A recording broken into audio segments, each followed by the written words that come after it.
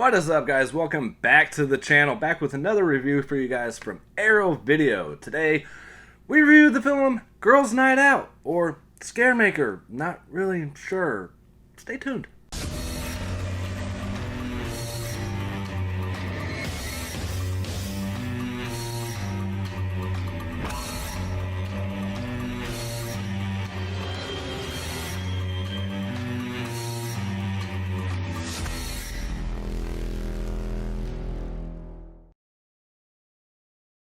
Alright guys, what is up? Welcome back to the channel. Finally, a review for you guys. I've been doing nothing but like unboxings and updates pretty much, so happy to get back to this. This is actually my second time recording this review because my phone has very limited storage and I accidentally deleted it because I deleted everything right away. I thought I'd have transferred it to my computer. Anyways, you guys don't care about all that, but I got to do this because I spend all the time putting the movie on my drive and everything to show you guys clips. Again, you guys don't really care about all that.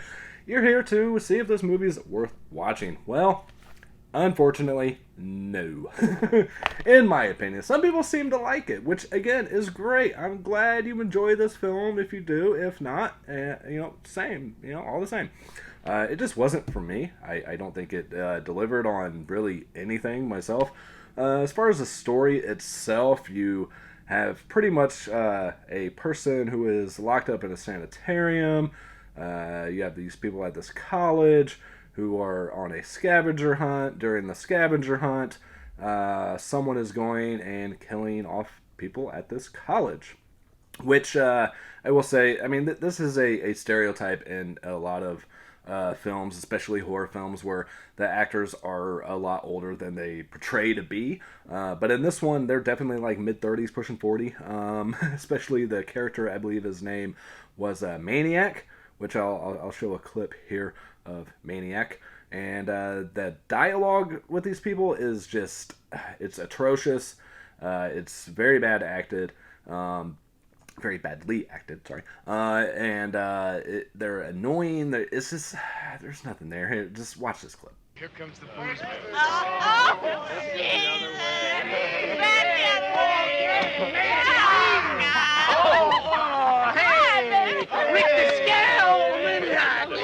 Yes, sports fans, the momentum turned on the hardwood floor of the legendary Dewey College campus tonight when the incomparable Maniac Grisniak and the legendary quintessential Theodore Ratliff turned up the motors and snatched the victory from the jaws of defeat.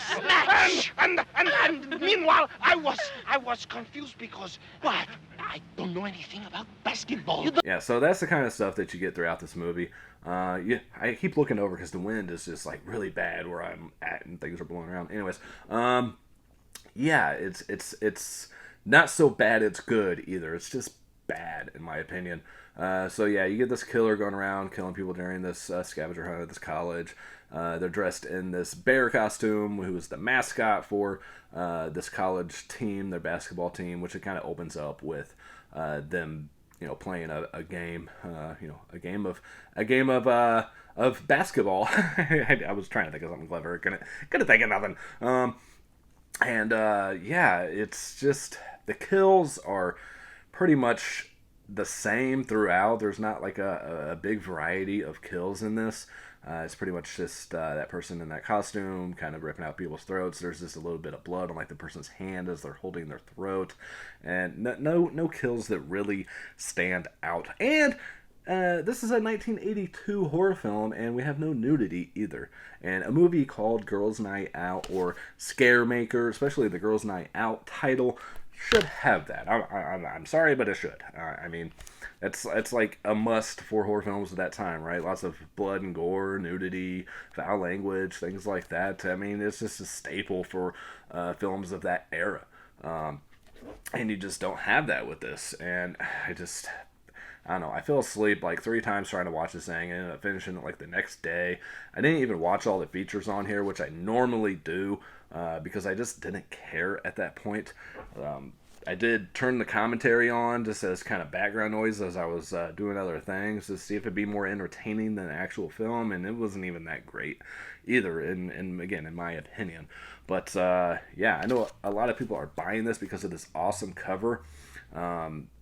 and you can get that as the slip, as the normal one, and this is the exclusive slip cover here, which it was originally called the Scaremaker, and then they re-released it under this title, and actually re-released it as part of a double bill with the movie Pieces, which it definitely meets those horror tropes of the gore and stuff, and this being double feature with that. Like, if I had to seen Pieces first at that, and then this came on, yeah, I probably would have just walked the fuck out, because there's just nothing here. Again, this is all just my personal thoughts. Again, some people really enjoy this film. I'm just not one of them. I don't know. It didn't live up to the hype. The disc is still in the drive from transferring it over, but yeah, here is some alternate artwork you get, and I guess this woman here isn't even in the film. You do get the nice booklet with the first edition run, like Arrow always does here. And you get that kind of cover again. You get the Scaremaker cover on the back. And, of course, notes and images from the film, just like all your other booklets. And, I don't know. It's... You got to kind of try to figure out, of course, who the killer is. They say the person that got locked up in the sanitarium many years ago after he committed this act. I'm not trying not to give everything away, just for those who haven't seen it and still want to watch it. I'm not going to tell you why they were locked up or anything, but supposedly this person took their own life while they were in the sanitarium, so there's no way it could be him. So you're thinking, wow, are they really dead? Is this another person? Did he come back from the dead? What's going on? But I mean, the storyline is okay. It's shot very well. I'll give it that. I enjoy the camera angles, and I guess they used a lot of natural elements in this. They didn't use a lot of stage lights or anything like that, and it really helps the film as well. And if it wasn't for just the really bad acting and it had better kills, this would be a great movie. It would be a really cool slasher. It just it wasn't. As far as the transfer on this, I'm sure Arrow did as good as they could with this transfer. You have grain intact, which, again, I like the grain intact with my older horror films. It gives it that grittiness, that kind of VHS feel quality to it. And doesn't, I don't like my old horror films all cleaned up and nice and shiny. It just takes away something, to me. I just don't like that. But you do get this grain line effect throughout the film that just kind of stays there. I don't know what's up with that, but they even post, it comes up pretty much saying they did the best they could with the elements and everything, and we apologize for, it not being that great still, as you first put the film in. But it's, I don't know, it just, again, fell short for me. But you do have features on here: brand new 2K restoration of the 35mm vault elements, high definition Blu-ray, 1080p presentation, original uncompressed mono audio, optional English subtitles, brand new audio commentary with genre film critic author Justin Kurzweil and film historian author Amanda Rise. You get Staying Alive, a brand new interview with actress Julie Montgomery, which is the only one that I watched, and then I just didn't care enough to watch the rest of these interviews and stuff. I was done with it at that point. But it's a decent interview, and it sounds like they had fun making this film, and that's always something that I enjoy hearing, that they had a good time on the set and everything. So she talks about how she got her her part and everything, and how things were just a lot different back then. I usually show clips of the interviews and stuff, tell you guys exactly how long they are and stuff, but I'm not going to do that with this, because I just don't care enough. You get a brand new interview with actress Laura Summer. You get Alone in the Dark, brand new interview with actress Lois Robbins. You get It Was a Party, a brand new interview with actor Paul Christie. And you get Love and Death, a brand new video interview with actors Lauren Marie Teller and John Diedersen. Archival video interview with actress Julia Montgomery. Scaremaker alternate title card. You get original trailers, reverse sleeve artwork by Justin Osborne, who's one of my favorite artists with this kind of stuff, along with the Dude Designs, of course, Joel Robinson, a few other notable names out there. But yeah, this just really fell flat for me, guys. Again, if you like it, awesome. I'm not gonna dog you for liking something that I don't, and I hope you guys do the same. But yeah, I don't know. It's been like out of stock on Diabolic and Orbit and stuff, and again, because of that awesome Girls Night Out cover is what's really selling this for Arrow, and a lot of people are picking this up, blind buying it, and I don't know how many people have actually watched it yet, but I figured I'd do a review on this one. I'm kind of hit and miss with reviews anymore, but this one I wanted to get out there because it is selling so well for Arrow. I want you guys to be prepared to be maybe let down. I don't know. This is, again, from 1982. This is a region-free release, so anyone in any country can, check this out. 185 aspect ratio, and, yeah, rated R for whatever reason. I know there's an image, if you guys get the Girls Night Out slipcover instead of this one, there's an image on the back, too. They're like, wearing some scantily clad clothing. There's, like, 3 girls on the back of it. I don't remember that ever happening, either.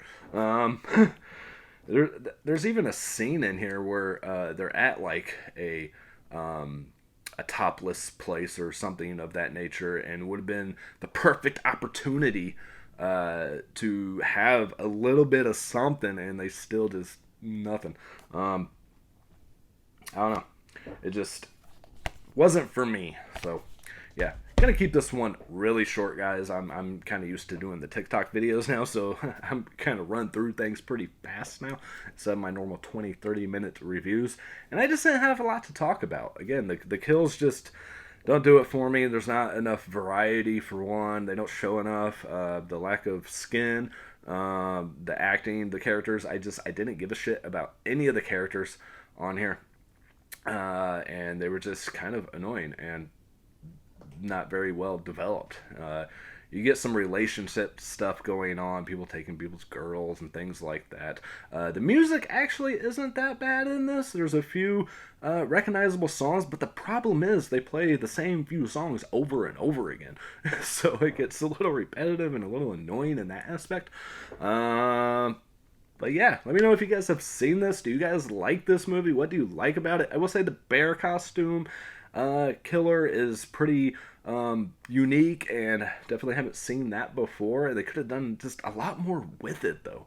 Yeah, it just, again, fell flat. So, yeah, that's it for this review, guys. I just really don't have anything else to say, and I've already recorded this once, so I was a little more energetic on the first one, and now I'm just kind of like, But, yeah, thank you for checking out this video if you guys did. If you guys stayed till the end, your keyword is Scaremaker.